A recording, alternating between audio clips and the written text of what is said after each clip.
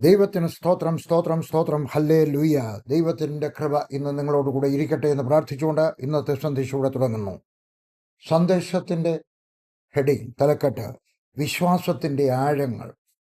കുറിവാക്യം ലൂക്കോസ് 8:50. യേശു ക്രിസ്തു പറഞ്ഞു, ഭയപ്പെടേണ്ട, വിശ്വസിക്കുക മാത്രം ചെയ്യുക.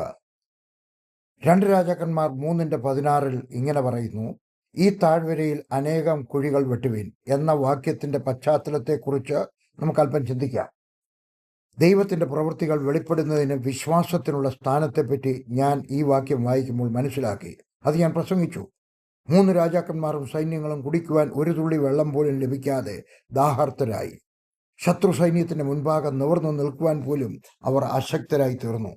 ശത്രു സൈന്യങ്ങൾ തങ്ങളെ തോൽപ്പിക്കുന്നത് അവർ ഭാവനയിൽ കാണുകയാണ്.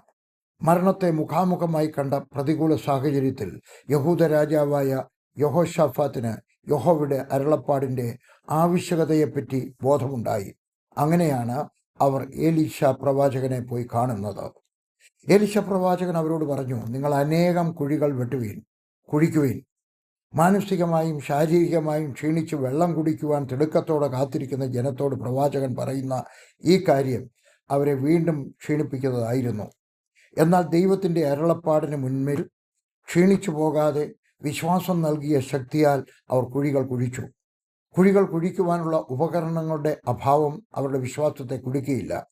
ബുദ്ധിയുടെ പ്രമാണങ്ങൾ അവർ നിരത്തിയില്ല. എന്നാൽ അവർ ദൈവത്തിൻ്റെ അരുളപ്പാടിൽ ഉറച്ചു വിശ്വസിച്ചു. ഭോഷന്മാരെ പോലെ അനുസരിച്ചു. രാത്രിയാകുന്നതുവരെ അനേകം കുഴികൾ കുഴിച്ചു. അവർ കുഴികൾ കുഴിച്ച സമയത്തൊന്നും അതിൽ വെള്ളം വന്നു നിറഞ്ഞില്ല.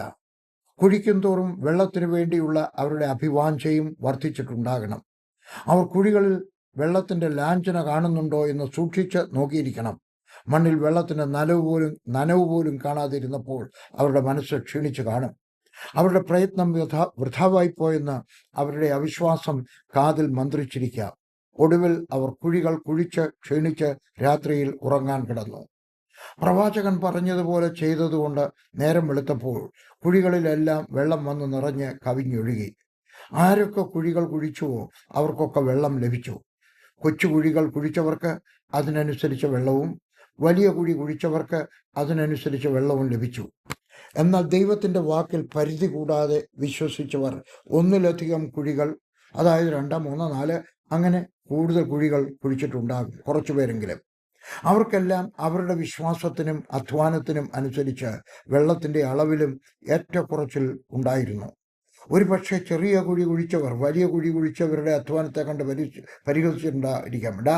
തലമണ്ട ഉപയോഗിക്കണം, ദൈവം തലമണ്ട തന്നിട്ടില്ലയോ? മടിയന്മാരായ ചിലർ രാത്രിയിൽ ഇറങ്ങി കുഴികൾ പരിശോധിച്ച ശേഷം വെള്ളമില്ലെന്ന് കണ്ട് തങ്ങൾ മിടുക്കന്മാരാണ്, അല്ലയോ, എന്തിനധികം അധ്വാനിച്ചത്, അവന്മാർ മണ്ടന്മാരായിരുന്നു.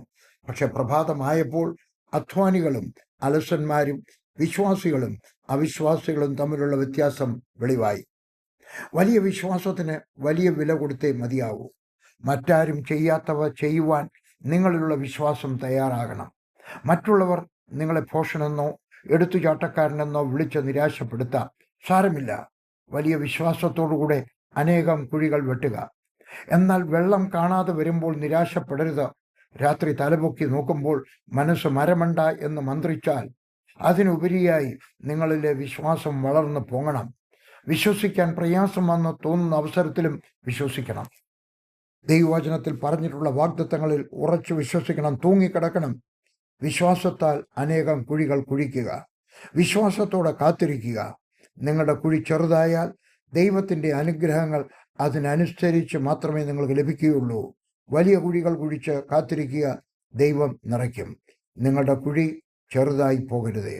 യേശുവിൻ്റെ നാമത്തിൽ ആമേൻ.